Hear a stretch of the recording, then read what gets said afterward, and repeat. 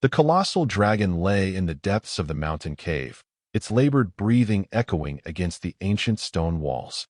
Vermilion scales that once shimmered like the surface of a star had dulled to the color of rust. Massive wings, previously spanning half the length of the cavern, now lay folded and brittle against its emaciated body. This was Kazimar, the last of the great dragons, and he was dying. The Druathi healers, tall beings with opalescent skin and six-fingered hands, moved around the dragon with reverent efficiency. For 300 cycles, they had dedicated their lives to preserving the last dragon, using their most advanced healing technologies and deepest mystical knowledge. But even their considerable powers had limits. "The essence decay continues to accelerate," said Elder Nilith, her luminous eyes dimming as she reviewed the biorhythmic readings hovering in the air before her. "The harmonic resonance of his life force is almost completely out of alignment." High Healer Theron pressed his palms against the dragon's flank, his fingers splayed as he channeled restorative energy into the failing body. "We've tried every frequency combination in the ancient texts. Nothing is stabilizing the harmonic pattern." Nilith looked at the assembled healers, each wearing expressions of defeat that mirrored her own. "The council must be informed. Kazimar will not survive another lunar cycle." As the group of healers filed out of the vast chamber, none noticed the small figure hiding in the shadows behind a crystal formation. 12-year-old Eli Mason pressed himself against the cool stone, hardly daring to breathe until the last of the tall, graceful aliens had departed. Only then did he emerge, his heart pounding in his chest. Earth's diplomatic mission to Druathia had strict rules about where humans could and couldn't go. The Sacred Dragon Sanctuary was definitely on the absolutely forbidden list. If his parents found out he'd been sneaking away from the embassy compound for weeks, he'd be on the first transport ship back to Earth. But Eli couldn't help himself. Ever since he'd overheard the adults talking about the last dragon of Druathia, something had pulled at him, a yearning he couldn't explain. In his 6 months on this alien world, nothing had fascinated him more than the stories of the dragons, creatures of such power and magic that they had shaped the very evolution of the Druathi civilization. Cautiously, Eli approached the enormous creature. Up close, the dragon was even more magnificent than he had imagined. Despite its weakened state, Kazimar radiated ancient power. The dragon's head was the size of a small shuttlecraft, with horns that curved gracefully upward like polished obsidian sculptures. "Hello," Eli whispered, his voice barely audible even to himself. The dragon's eyelids slowly lifted, revealing an eye larger than Eli's entire body. The pupil contracted slightly as it focused on the small human. Eli felt a presence brush against his mind, curious and ancient. "You're not supposed to be here, little one," rumbled a voice inside Eli's head. The mental voice was deep and resonant, but weakened, like distant thunder. Eli swallowed hard. "I know. I'm sorry. I wanted to see you." A puff of warm air escaped the dragon's nostrils, ruffling Eli's dark hair. Curious creatures, humans. So young among the stars, yet so bold. "Are you really dying?" Eli blurted out, then immediately wished he could take back the tactless question. The massive eye blinked slowly. "All things must end, child. I am the last of my kind, and soon, dragons will exist only in the stories of the Druathi." "But that's not fair," Eli protested, stepping closer. "You're too amazing to just disappear." Something like amusement rippled through the mental connection. Life seldom concerns itself with fairness. The Druathi have tried valiantly to preserve me, but some harmonies, once broken, cannot be restored. Eli frowned. "Harmonies? You mean like music?" "In a manner of speaking. All life resonates to certain frequencies. Dragons exist at the intersection of physical matter and pure energy. Our life force is maintained through harmonic balance. But the pattern of my existence has degraded beyond repair." Eli sat cross-legged on the stone floor, thinking. His mother was a xenobiologist, his father a cultural liaison. Dinner conversations in the Mason household often revolved around the fascinating differences and surprising similarities between human and alien biology and culture. "On Earth," Eli said slowly, "we have legends about dragons too. But they're different from you. Some are wise and magical, others are dangerous and breathe fire." "All echoes," Kazimar replied. remnants of ancient memory from when my kind visited your world, long before your civilization arose. The universe is vast, but life follows patterns that repeat across the stars. For hours, Eli sat with the dragon, listening to stories of a time when the skies of Durathia were filled with dragons, when they helped the early Druathi harness the energies of their world and reach for the stars. In return, Eli told Casimir about Earth, about oceans and mountains, about human music and art. I should go, Eli finally said, noticing the time on his wristband. My parents will be looking for me. Return if you wish, Eli Mason, the dragon said. The company of a curious mind makes the fading more bearable.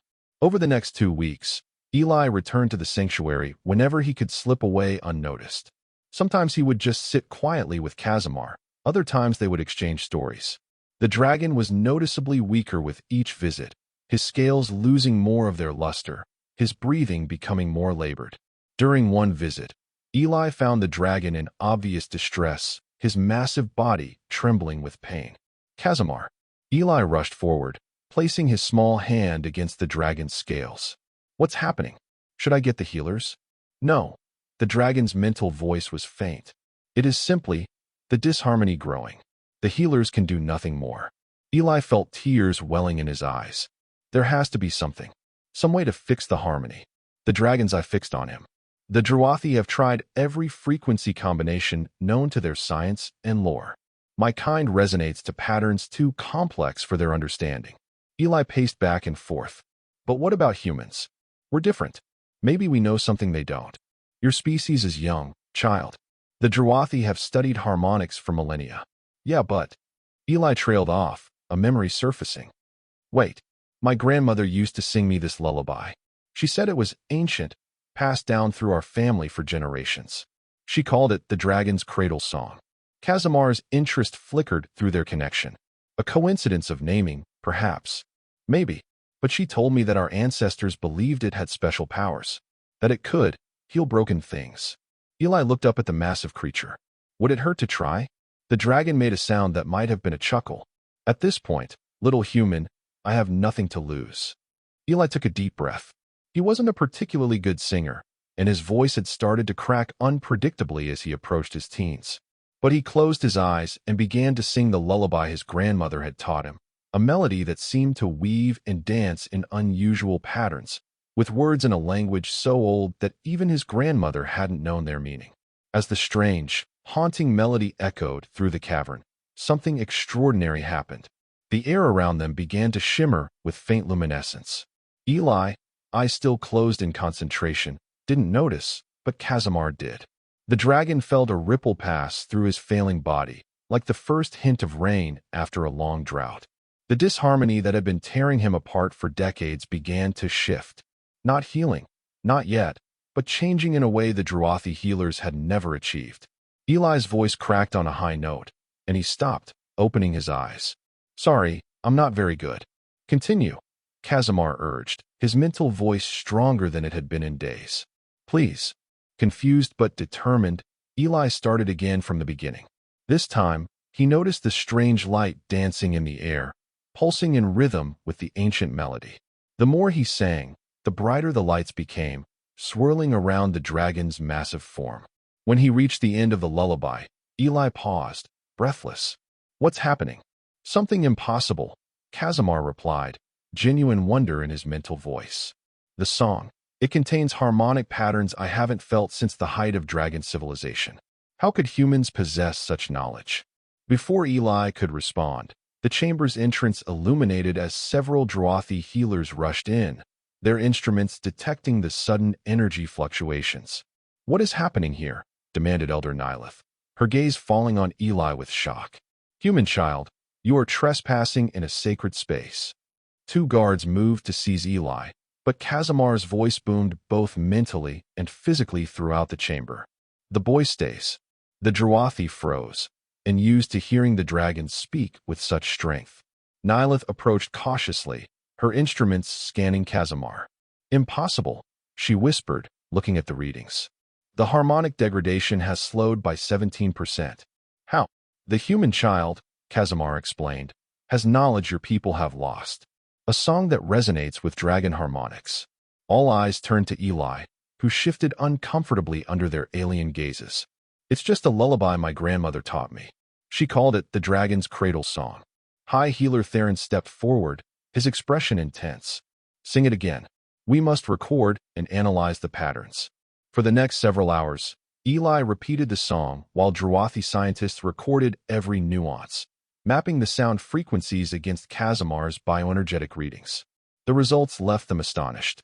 The harmonic structure is unlike anything in our records, Theron explained to the hastily assembled council members who had come to witness the phenomenon.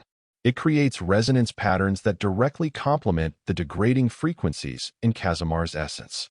Elder Nilith turned to Eli. How did humans come to possess this knowledge? Our histories record no contact between your species and dragons. Eli shrugged helplessly. I don't know. My grandmother said it was passed down through our family for thousands of years. She didn't know what the words meant, just that it was important to remember them exactly. Casimar's mental voice reached them all. Perhaps not all dragons departed Earth when we left.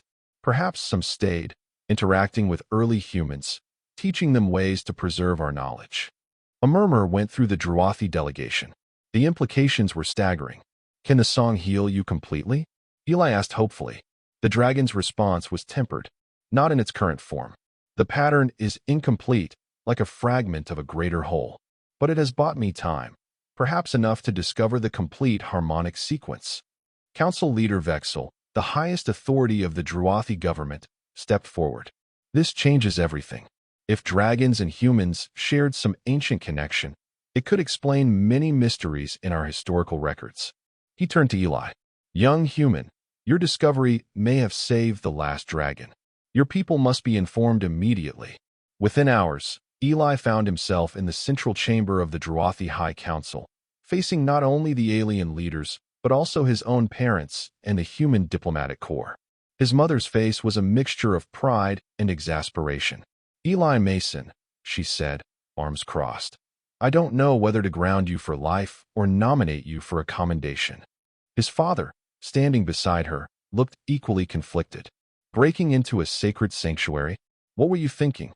I just wanted to see the dragon, Eli mumbled. Then we started talking, and it felt important. Ambassador Chun, the head of Earth's diplomatic mission, leaned forward. Eli, do you understand what you've discovered? If humans possess knowledge that could save the last dragon of Druathia, it could revolutionize our relationship with the Druathi. This could be the most significant cultural exchange since first contact. Council Leader Vexel nodded gravely. For centuries, we have mourned the inevitable loss of dragons from our world. If there is even a chance to preserve Casimar, we must pursue it with all available resources. But I only know the one song, Eli protested. And Casimar said it's just a fragment.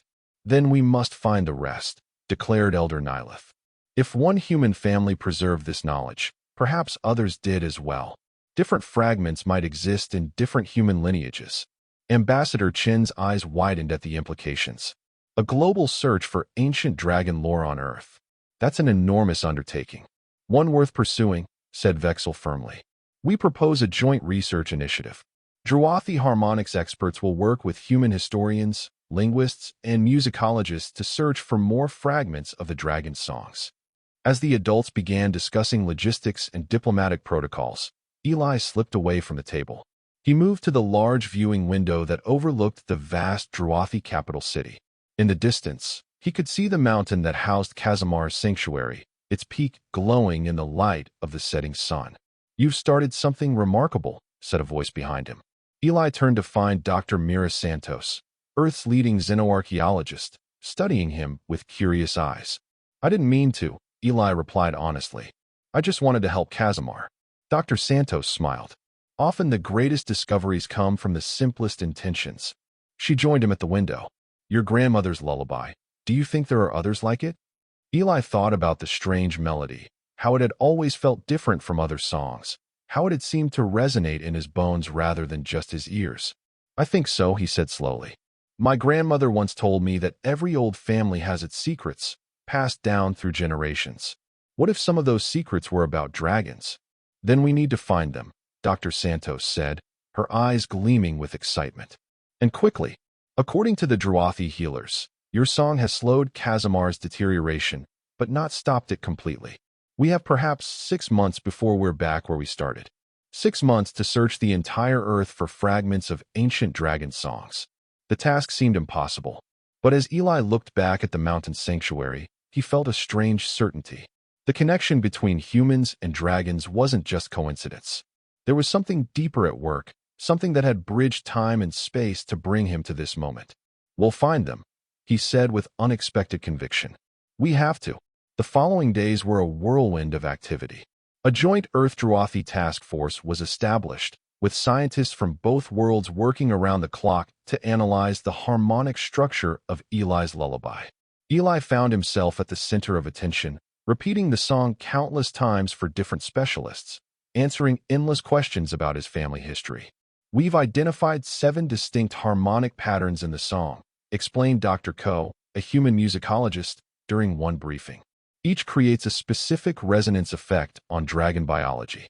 But there are clear gaps in the sequence, places where additional patterns should exist." High Healer Theron nodded in agreement. "We estimate that the complete healing sequence would contain between 20 and 30 unique harmonic patterns, interwoven in precise configurations." Ambassador Chen looked troubled. "So we're looking for potentially dozens of song fragments, scattered who knows where among human populations." "Not necessarily scattered randomly," interjected Dr. Santos. "If dragons had meaningful contact with early humans, they would have been strategic about preserving their knowledge. We should look for patterns in the distribution." Eli's father, who had been quietly listening, suddenly spoke up. Eli's grandmother's family originated in Wales, a region with particularly strong dragon mythology. "That can't be coincidence." "Indeed," said Dr. Santos, excitement in her voice. "Many cultures on Earth have dragon legends: Chinese, Welsh, Norse, Mesoamerican, but they differ in significant ways. What if those differences reflect contact with different dragon lineages, or different aspects of dragon knowledge?" The search expanded rapidly. Research teams were dispatched to regions with strong dragon mythologies. Linguistics experts began analyzing ancient texts for hidden patterns. Musicologists combed through traditional folk songs, looking for harmonic structures similar to Eli's lullaby. Meanwhile, Eli continued his visits to Kazamar. The dragon's condition had stabilized, but he remained weak, conserving his strength while the search for a complete cure continued. "Do you think we'll find the other songs in time?" Eli asked during one visit, his voice betraying his worry. Kazamar's massive eye regarded him thoughtfully. "Time has always been my enemy, young human. But for the first time in centuries, I feel something I had forgotten." "What's that?" "Hope," the dragon replied simply. 3 months into the search, the first breakthrough came from an unexpected source. A small village in rural China had preserved an ancient ritual dance performed only once every 50 years. The accompanying vocal chant, when analyzed, contained 2 of the missing harmonic patterns from Eli's lullaby. A week later, researchers in Peru discovered cave paintings depicting dragons alongside musical notations carved into the rock. The translated melody provided 3 more fragments. Slowly, piece by piece, fragments of the ancient dragon knowledge were recovered from across Earth. Each discovery added to the growing database of harmonic patterns. But time was running out. Kazamar's condition had begun to deteriorate again, the effect of Eli's song weakening as the dragon's essence continued to degrade. 5 months after Eli first sang the lullaby, the research team had recovered 19 distinct harmonic patterns. According to the Druathi healers, they were still missing at least 4 critical sequences. "We've exhausted all the obvious sources," Dr. Santos reported grimly during an emergency meeting. "We've analyzed every dragon myth, every ancient song, with potential connections. Whatever remains is either lost to history or hidden where we haven't thought to look." Eli, who had been included in the meeting at Kazamar's insistence, felt a crushing weight of responsibility. The dragon was failing again, and they were running out of options. That night, unable to sleep, Eli found himself wandering the grounds of the embassy compound. The 3 moons of Druathia cast overlapping shadows across the garden, creating patterns that seemed to shift and dance with each step he took. Patterns. Everything came back to patterns. The harmonics of dragon life force. the distribution of dragon lore across human cultures, the way the fragments fit together like pieces of an enormous puzzle. A sudden thought struck him with such force that he stopped in his tracks. What if they were thinking too literally? What if the remaining fragments weren't preserved as songs at all? The next morning, Eli burst into his father's office, interrupting a video conference with Earth. "Dad, I need to talk to Dr. Santos right away. I think I know where to look for the missing pieces." Within hours, Eli was explaining his theory to the assembled research team. "We've been looking for songs and chants, but what if some of the knowledge was preserved in other ways, like visual patterns or architectural designs, or even dance movements?" Dr. Santos's eyes widened. Of course, information can be encoded in multiple ways. A harmonic sequence could be translated into a visual pattern or a physical movement while preserving its mathematical structure. Exactly. Eli pointed to the holographic display showing the known harmonic patterns. "See how these sequences create geometric shapes when mapped in 3 dimensions? What if some cultures preserve the shapes instead of the sounds?" The theory sparked a new direction in the research. Teams began analyzing ancient architectural sites, textile patterns, dance choreographies, and even calendar systems for mathematical structures that might correspond to the missing harmonics. Days later, they found one fragment encoded in the precise arrangements of standing stones at an ancient site in Scotland. Another was discovered in the intricate knotwork patterns of Viking artifacts. A third emerged from the analysis of traditional Japanese garden designs. But they were still missing one crucial fragment. And Casimir was rapidly weakening. "We're so close," Eli said, sitting beside the dragon's massive head. Casimir's breathing was shallow, his once bright eye now dull. "Just one more piece. There has to be a way to find it." The dragon's mental voice was faint. Perhaps it was never meant to be found. Perhaps this is simply how the story ends. "No," Eli's voice echoed in the cavern. "I refuse to believe that. Why would dragons go to so much trouble to preserve most of the knowledge, but leave one piece missing?" As Eli sat in frustrated silence, a strange thought occurred to him. What if the final piece wasn't hidden in ancient human cultures at all? What if it was something simpler? Something hiding in plain sight? Eli stared at the weakening dragon, a desperate idea forming in his mind. What if the final piece wasn't hidden in ancient artifacts or songs? What if it was something the dragons had planted within humans themselves?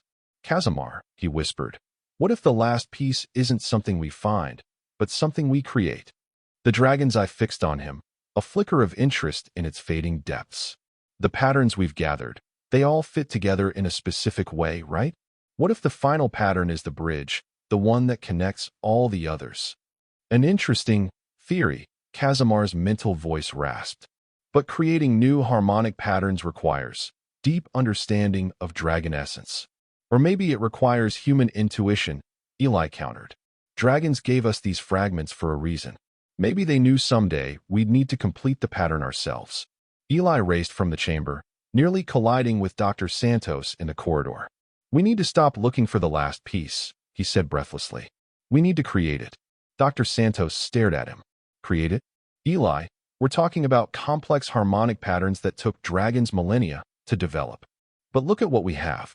Eli pulled up the holographic display on his tablet, showing the 19 fragments they'd collected. "There's a pattern to how they fit together. I can feel it." Dr. Santos studied the display skeptically, but then her expression shifted. "There is a certain mathematical progression.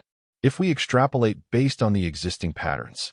Within hours, the research team was assembled, working feverishly to analyze the collected harmonics for underlying mathematical structures.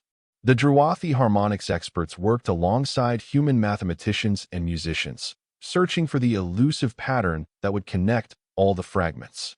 "We're close," Dr. Ko announced after 2 days of continuous work.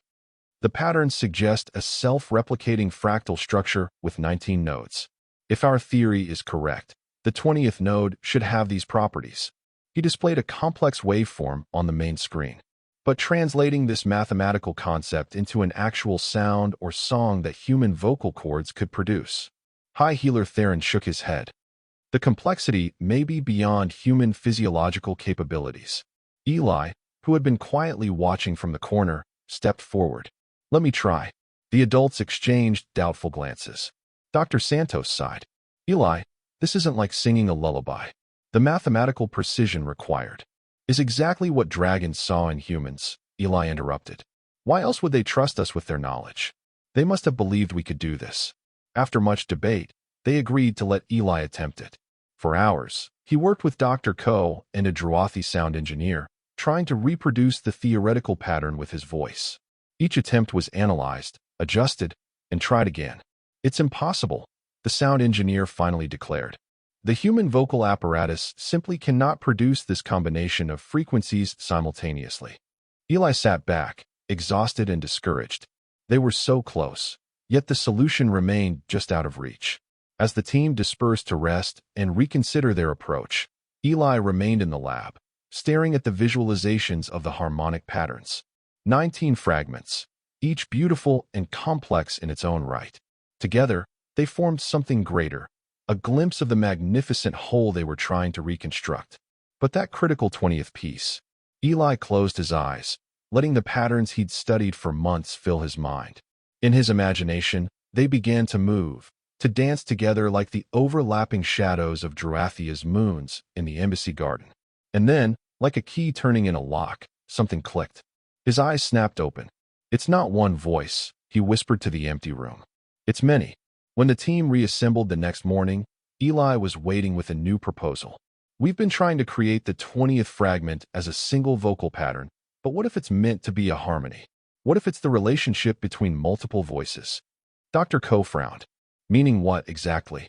Meaning, Eli said, excitement building. That maybe the final piece isn't missing because it was lost. Maybe it's missing because it only exists when all the other pieces come together. It's the harmony itself. His theory sparked intense debate among the scientists, but the logic was compelling. If dragons had deliberately distributed their knowledge across human cultures, perhaps they had designed it so that the final healing could only be achieved through collaboration, multiple human voices coming together. A new plan took shape. 7 singers were selected, each assigned to perform specific fragments of the recovered harmonics. Eli would lead with his grandmother's lullaby, establishing the foundational pattern. As they prepared, Kazimar's condition deteriorated rapidly. The dragon had slipped into a coma-like state, his life force flickering dangerously. We have hours, not days, Elder Nilith warned as they gathered in the sanctuary chamber. If this fails, she didn't need to finish the thought. Everyone understood the stakes. The singers took their positions in a circle around the dragon's massive form. Instruments measured every fluctuation in Kazimar's bioenergetic field. Druathi healers stood ready to channel their own energies into the process if needed. Eli looked at the faces around him. Humans and Druathi united in this moment, working together to save something precious to both their worlds. He took a deep breath and began to sing his grandmother's lullaby. The familiar melody echoed through the chamber, and soon the second voice joined in, adding a new harmonic layer. Then the third and the fourth. With each additional voice, the air in the chamber began to shimmer with increasing intensity. By the time all 7 voices were singing, weaving their fragments together into a complex harmonic tapestry, the air around them had transformed into a swirling vortex of light and color. The patterns of energy danced and shifted, responding to the music in ways the scientists' instruments could barely track. Eli kept his eyes on Kazimar, watching for any sign of change. At first, there was nothing. The dragon remained still, his breathing so shallow it was barely perceptible. But then, as the harmony reached a crescendo, something extraordinary happened. A pulse of energy rippled through Kazimar's body, causing his dulled scales to momentarily flash with their original brilliance. "It's working," shouted Dr. Santos over the music. "Keep going." The singers redoubled their efforts, their voices growing stronger as they gained confidence in the patterns. The swirling energies intensified, converging on the dragon in waves of harmonic resonance. Another pulse surged through Kazimar, stronger than the first. Then another. His massive body trembled, and suddenly his eyes snapped open, blazing with renewed fire. The dragon's head rose from the stone floor, lifting toward the ceiling of the cavern as a sound unlike anything human or Druathi had ever heard erupted from his throat, a roar that was also a song, a counterpoint to the human voices that perfectly completed the harmonic pattern. The 20th fragment wasn't missing. It had been waiting for this moment, for the dragon's own voice to join with humans in the final harmony. Light exploded through the chamber with such intensity that everyone was forced to shield their eyes. For several breathtaking moments, the combined energies of human voices and dragon song created a harmonic resonance that seemed to vibrate through reality itself. Then, gradually, the light faded. The singing voices fell silent one by one, until only Eli's lullaby remained, softly echoing against the stone walls. Casimir stood in the center of the chamber, his full height impressive even in the vast space. His scales gleamed with vibrant crimson brilliance, his wings extended to their full, magnificent span. The dragon's eye, clear and bright, fixed on Eli with an intensity that took the boy's breath away. The broken has been made whole. Casimir's mental voice resonated through all their minds, no longer weak, but powerful and rich with emotion. Through the wisdom of dragons and the miracle of human voices united in purpose. Elder Nilith stepped forward, her instruments forgotten in her hands. "It is impossible," she whispered. "Complete cellular regeneration. Your essence signature is perfect." "Not impossible," Casimir corrected gently. "Merely forgotten." The ancient dragons knew that our salvation would come not from preserving our past, but from joining with the future. His gaze swept the assembled humans. "From joining with you." In the days that followed, the implications of what had occurred reverberated through both human and Drothi societies. The Joint Research Initiative was expanded, with new teams exploring the full extent of the ancient connection between dragons and humans. Casimir, restored to full health and vitality, became an active participant in these efforts. The dragon revealed that the harmonics used in his healing were only one aspect of the knowledge his ancestors had distributed among early human cultures. "There is much more to discover," he explained during a formal address to the combined diplomatic corps of Earth and Druathia. "Mathematical principles, scientific insights, philosophical concepts, all preserved in fragments across your world, waiting to be reunited." For Eli, the adventure was just beginning. As the youngest member of the official Dragon Knowledge Recovery Team, he traveled between Earth and Druathia, helping to unlock more of the ancient connections between their worlds. 6 months after Casimir's healing, Eli stood on a hilltop overlooking the Drothi capital, watching as the dragon soared through the evening sky, his magnificent wings catching the light of the setting sun. "He's beautiful," said Dr. Santos, joining him on the hilltop. "And to think, without you, he would have been lost forever." Eli shook his head. "It wasn't just me. It was all of us together. That's what the dragons were trying to tell us all along." Dr. Santos smiled. "Indeed. And there's more exciting news. The genetic samples from Casimir have revealed something unexpected." She paused dramatically. "His DNA contains markers that suggest reproduction might be possible." "But he's the last dragon," Eli said, confused. "The last full dragon, yes. But we've discovered that certain reptilian species on both Earth and Druathia share surprising genetic similarities with dragons. With Casimir's essence restored and our combined scientific knowledge, the Druathi believe it may be possible to restore the dragon species." Eli watched as Casimir executed a perfect spiral through the clouds. "So he won't be the last dragon after all." "No," Dr. Santos agreed. "Thanks to a human boy who dared to sing a forbidden song, dragons may once again fill the skies of multiple worlds." That night, as Eli prepared for bed in his room at the embassy, he heard a familiar mental voice touch his mind. "Are you awake, young singer?" Casimir asked. "Yes," Eli replied silently, still amazed at how natural the mental communication had become. "Is everything okay?" "More than okay. I wish to share something with you before it becomes common knowledge." The dragon's mental voice held a note of profound joy. "The geneticists are correct. Dragonkind will live again." Eli sat up in bed, excitement bubbling through him. "They're sure? That's amazing." "Indeed. But there is more." A sense of solemnity entered the dragon's thoughts. "When my kind returns in fuller numbers, we will need guides to help us navigate this new age. Beings who understand both dragon nature and the modern worlds of humans and Druathi." "Like ambassadors?" Eli asked. "Like writers," Casimir corrected. In ancient times, certain humans and Druathi formed special bonds with dragons, becoming partners in great endeavors. Such partnerships may be needed again. Eli's heart raced as he understood the implication. Are you asking me? The choice will be yours when the time comes, Casimir replied. But know that you would be honored among my kind. Eli Mason, first singer of the New Age. As the dragon's presence withdrew from his mind, Eli lay back on his bed, staring at the alien stars visible through his window. From a curious boy breaking rules to see a legendary creature, to possibly becoming a dragon rider, the thought was almost too enormous to comprehend.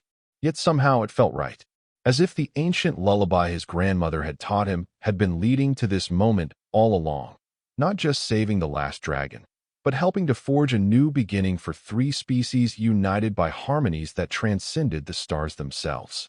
And that was the end of the story. If you listened all the way to here, don't forget to leave feedback about what you thought of the story in the comments, whether positive or negative. Your feedback helps us improve. Also leave your like and subscribe to the channel for more stories like this one.